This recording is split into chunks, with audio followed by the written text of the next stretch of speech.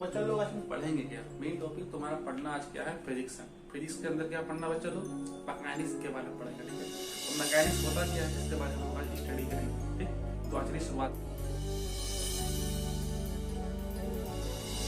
बात करते हैं। तो मैकेनिक्स को जानने से पहले हमको जानना पड़ेगा फिजिक्स क्या होता है, और फिजिक्स को जानने से पहले हमको जानना पड़ेगा साइंस होता क्या है। तो सबसे पहले हम बात करेंगे बच्चा लोग कि साइंस होता क्या है, व्हाट इज साइंस। तो साइंस के बारे में बात करेंगे हम। तो साइंस क्या बता रहा हूँ, साइंस SCIENC, बहुत ही प्यारा, बहुत ही अच्छा वर्ड है साइंस। तो साइंस क्या होता है, तो जानते हैं कि नेचर की स्टडी, इसकी स्टडी, नेचर की स्टडी करने को क्या बोलता है, साइंस बोला जाता है। क्यों? क्योंकि नेचर में हमारे क्या होते हैं, ह्यूमन होते हैं, प्लांट्स होती हैं, एनिमल्स होती हैं, एंड फिजिकल बॉडीज होती हैं। इसी को हम क्या बोलते हैं, साइंटिफिक डिफिनेशंस बोलते हैं। अभी साइंटिफिक डिफिनेशन से इनको हम डिफाइन करते हैं। तो इसी प्रकार साइंस क्या होता है बच्चा लोग, तो इसको मैंने बोला द स्टडी ऑफ नेचर। क्या बोला बच्चा लोग, the study of nature is called science. Okay बच्चा लोग, तो स्टडी ऑफ नेचर क्या होता है, साइंस बोलते हैं। अब इस साइंस को कैसे हम समझ सकते हैं, तो साइंस को पर्टिकुलर दो भागों में डिवाइड किया गया है अकॉर्डिंग टू मी। क्योंकि मैं समझता हूँ कि जो साइंस होता है दो चीजों के बारे में पर्टिकुलर या बेसिकली बताता है। पहला हमको बताता है फिजिकल साइंस। क्या मतलब, चलो फिजिकल साइंस।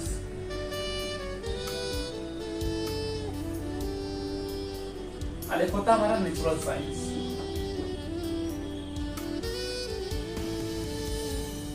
अब फिजिकल साइंस और नेचुरल साइंस होता गया है। तो पहले हम बात करेंगे फिजिकल साइंस की बात ना करते हुए पहले हम बात करेंगे नेचुरल साइंस, क्योंकि हमारा टॉपिक है फिजिक्स। फिजिक्स के अंदर मैकेनिक्स, मैकेनिक्स के पार्ट्स क्या होते हैं, इनके बारे में पढ़ना है। तो नेचुरल साइंस होता क्या है, तो नेचुरल साइंस का मतलब ये है कि जो जिसमें लाइफ हो, मतलब क्या, जिसके अंदर जीवन हो, लाइफ हो, उसकी स्टडी जहां भी करते हैं सब नेचुरल साइंस बोलते हैं। इसमें क्या आएगा, इसके बायोलॉजी के अंदर दो चीजें मिलती हैं, पता होगा, जूलॉजी एंड बॉटनी। ठीक है, इसमें क्या होता है, माइक्रोबायोलॉजी।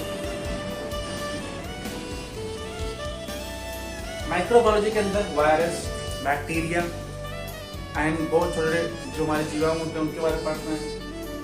अब बात करते हैं मेन चीज, what is the physical science. क्या है फिजिकल साइंस, जो हमारा बहुत ही मेन चीज है। तो फिजिकल साइंस का मतलब ये होता है जिसके अंदर कोई लाइफ ना हो, मतलब पत्थर हो गए, हम कोई वर्क कर रहे हैं या हमारे तरफ कोई वर्क किया जा रहा है या एनर्जी हम कहीं प्रोवाइड करना है या कहीं हम फोर्स लगा रहे हैं, तो इन सब की भी स्टडी होनी चाहिए। इसको हम बोलते हैं मैथमेटिकल ऑपरेशन ऑफ द। तो इसमें हम पर्टिकुलर पढ़ते क्या है, तो हम पढ़ते हैं क्वालिटी ऑफ ऑब्जेक्ट।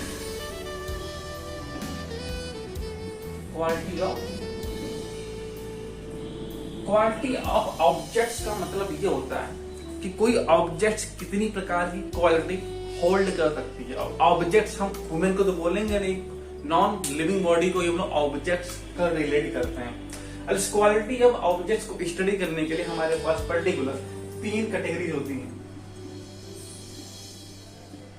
हमारे पास क्या होती है, तीन पार्ट्स होते हैं। पहले को तो हम बोल देते हैं बहुत ही बेसिकली फिजिक्स बोर्ड नाम जानते होंगे आप लोग। सेकंड को जानते हैं केमिस्ट्री के नाम जानते हैं, एंड थर्ड जो हमारा होता है बच्चा लोग मैथमेटिक्स। को कैसे मैंने किया समझो। अब कोई बॉडी है, कोई बॉडी है, अब उसके जो भी फिजिकल प्रॉपर्टीज होंगी वो फिजिक्स के अंदर पढ़ेंगे, उसकी केमिकल प्रॉपर्टीज होगी उसको केमिस्ट्री के अंदर पढ़ेंगे। और इन दोनों को कैसे हम एनालाइज करें, कैसे हम कैलकुलेट करें, उसका जो तरीका होता है मैथमेटिक्स बताता है। ओके, तो केमिस्ट्री और फिजिक्स के बारे में बात ना करते हो, बात करेंगे फिजिक्स के बारे में, क्योंकि हम पढ़ रहे हैं इस समय क्या, आपको याद दिला दूं, फिजिक्स पढ़ रहे हैं। अब फिजिक्स के बारे में को जानना है, तो फिजिक्स होता क्या एक्चुअल में। तो आपको पता है कि फिजिकल बॉडी, तो फिजिकल बॉडी की नेचर यानी क्वालिटी को बताने का जो भी जरिया होता है, जो भी बुक होती है, उस बुक का नाम, उस मेथड का नाम फिजिक्स होता है। अब इस फिजिक्स भी कई तरह के डिपेंडेड, क्योंकि फिजिक्स एक प्रकार का अजम्पशन होता है, अजम्पशन की पिटारा है, सही खाते नहीं है। अलादीन का चिराग, उसी प्रकार फिजिक्स क्या बताता है कि कोई बॉडी क्यों कर रही है, बॉडी अगर है तो एनर्जी है इसमें कि नहीं है, मूव करेगी कि नहीं करेगी, अगर मूव करेगी तो क्यों मूव करेगी, उसमें मूवमेंट है तो क्यों है, उसका मूवमेंट का रीजन क्या है, अगर हम दौड़ते हैं तो कितनी स्पीड से दौड़ रहे हैं, कितनी वेलोसिटी से दौड़ रहे हैं। जस्ट लाइक अब एग्जांपल ले लीजिए कि आप लोग बाइक तो चलाते ही होंगे, तो बाइक चलाते हो तो कभी स्पीड बढ़ाते हो कभी स्पीड घटाते हो, तो उस संबंध को हमने क्या बोला, उसको आप जानते होंगे एक्सेलरेशन के नाम से हम जानते हैं। क्या जानते हैं? एक्सेलरेशन के नाम से हम जानते हैं। तो फिजिक्स के अंदर बहुत सारी चीजें होती हैं, पर्टिकुलर ये क्या करता है, फिजिकल बॉडीज के मूवमेंट का मेजरमेंट करता है। तो हमने क्या बताया, इसमें क्या पढ़ते हैं, the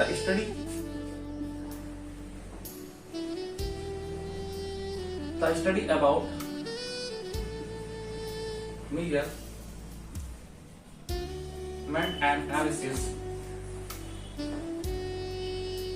measurement and analysis of a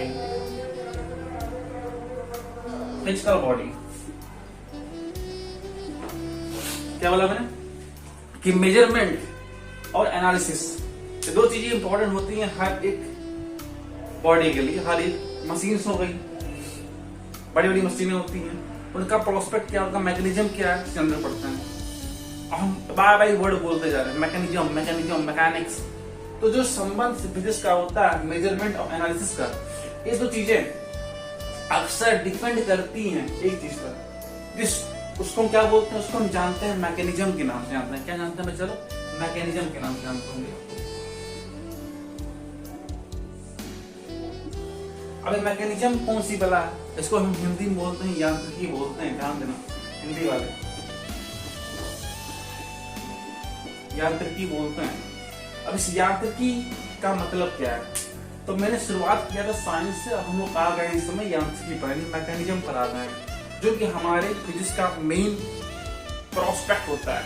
क्योंकि अगर हम फिजिक्स की एनालिसिस की बात करें तो हम पर्टिकुलर 5 टॉपिक्स के बारे में बात करते हैं। अब वो भी मैं बताऊंगा आपको, बट अभी आगे आने वाले तो आपको बताया जाएगा। तो इसमें 5 टॉपिक्स क्या क्या होती हैं, तो 5 टॉपिक में सबसे पहले जो क्या तो सिलेबस होता है, सबसे पहले तो आप लोग एक प्रकार की रेस्ट बॉडी के बारे में बात करते हैं। रेस्ट बॉडी के ऊपर मैकेनिज्म को अप्लाई करते हैं। अभी मैंने मैकेनिज्म बताया नहीं, मैकेनिज्म होता क्या है, अभी मैं बता रहा हूँ कि इसका मैकेनिज्म यूज क्या है, कहाँ इसको आप यूज करते हैं। और रियलिटी की बात करूं तो आपके 11th और 12th की पूरी फिजिक्स में हम इसी मैकेनिज्म का यूज करते हैं। बट हमें दिखता क्यों नहीं, हमें दिखता इसलिए नहीं है क्योंकि हमें ये पता ही नहीं कि यार वो मैकेनिज्म ही है। हम केवल एक तोते की तरह पढ़ते जाते हैं, एक्चुअल यूज क्या है, उस वर्ड को, उस चीज को क्या बोलते हैं, तो उसी को बताने के लिए मैं यहाँ पर प्रेजेंट हूँ। ठीक है, तो सबसे पहले हम लोग क्या बात करेंगे, रेस्ट बॉडी के ऊपर कोई मैकेनिज्म हो गया। अब कोई ब्लॉक रखा है, ब्लॉक के ऊपर क्या क्या एक्टिविटी हो सकती है, उसके बारे में पढ़ेंगे।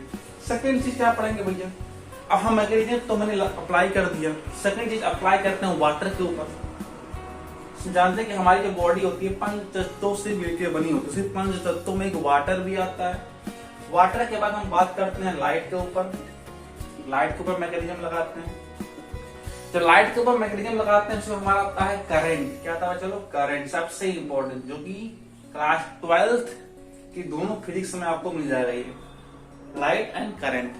उसके बाद हम लोग बात करेंगे करंट के बाद चीजों के बारे में बात कर लेंगे, इन पे सारे अप्लाई कर दोगे मैकेनिज्म को, तब लास्ट में आपको बचता है टॉपिक मिलता है मॉडर्न फिजिक्स के नाम से। क्या मिलता है, मॉडर्न फिजिक्स के नाम से टॉपिक मिलता है आपको। इसमें हम लोग क्या करते हैं, क्वांटम फिजिक्स के बारे में स्टडी करते हैं। अभी मैंने मैकेनिज्म अप्लाई कहाँ का वो मैंने बताया। तो अगर आपको कुछ क्लैरिटी कोई डाउट हो तो कमेंट में जरूर लिखना, उसको मैं जरूर शेयर करने की जरूर मैं सॉर्ट आउट करूंगा। ठीक है, अब इसके बाद नेक्स्ट चीज क्या है, तो नेक्स्ट चीज को जानने के लिए इसको मुझे पहले आप लोग नोट कर लीजिए। Okay,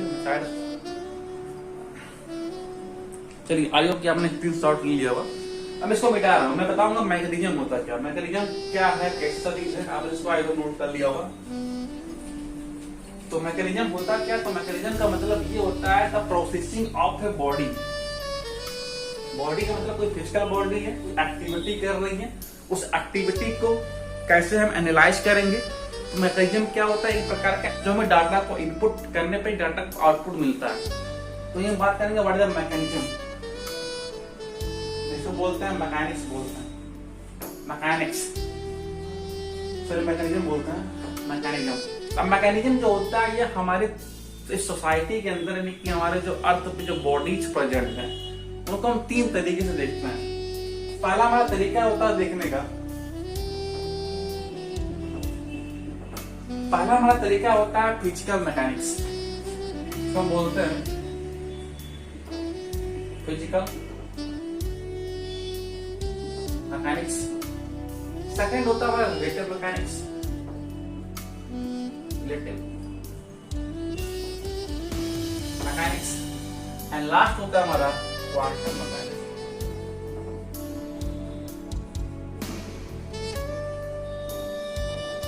quantum mechanics.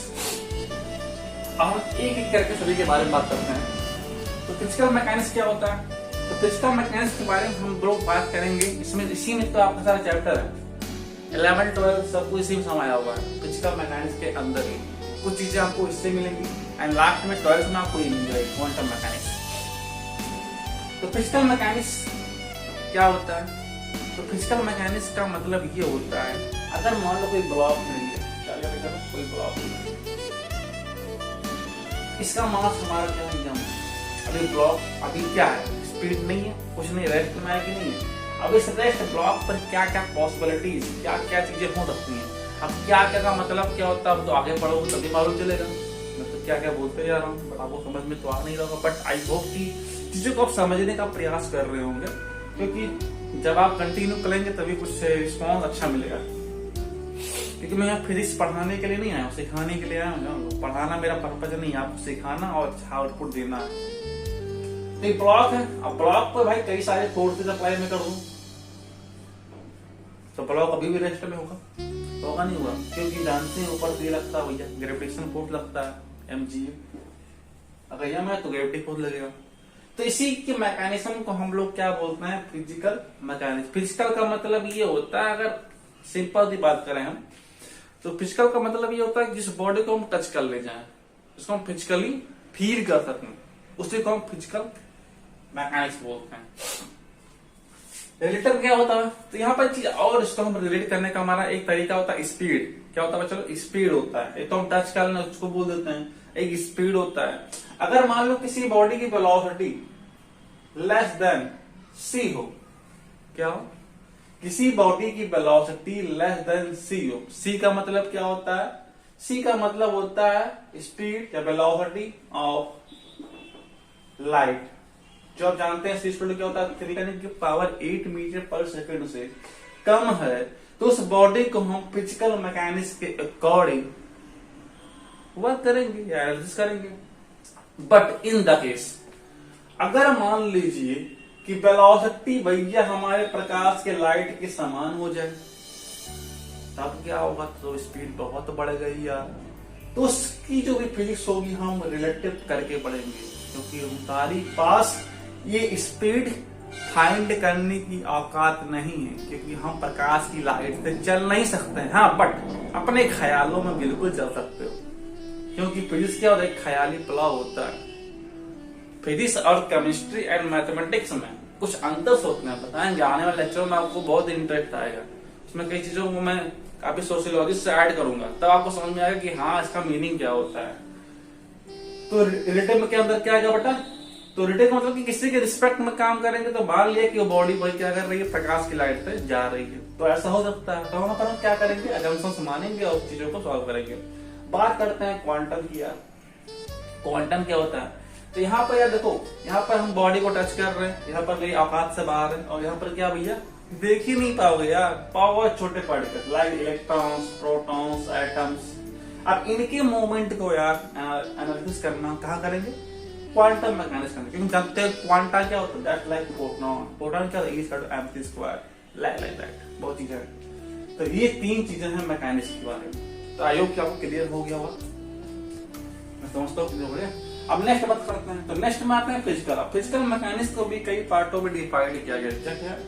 इसको 3 पार्टों में बेसिकली हमने डिवाइड किया है, क्योंकि कोई बॉडी है तो 3 प्रकार का मूवमेंट करती है। पहला मूवमेंट करती है कि वो रेस्ट लो। अगर रेस्ट पे होगा तो उसको हम स्टैटिक के अंदर भैया समझेंगे। बट अगर मान लो उसमें एक कांस्टेंट मोशन आ जाए तो उसको हम काइनेमेटिक्स के अकॉर्डिंग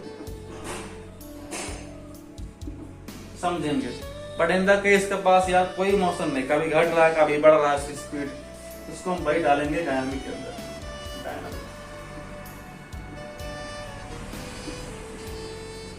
तो इसको हमने 3 पार्ट में किस बेस पे डिवाइड किया? तो यहाँ पर बॉडी की जो स्पीड होगी हमारी वो एक्चुअली क्या होगा चलो 0 होगी। यहाँ पर जो भी वेलोसिटी हमारी होगी तो क्या होगा चलो कांस्टेंट होगी। यहाँ पर जो हमारी वेलोसिटी होगी क्या चलो वेरिएबल होगी, क्या होगी वेरिएबल होगी। आयो क्लियर हो गया? तो ये होता है एक्चुअल मैकेनिक्स।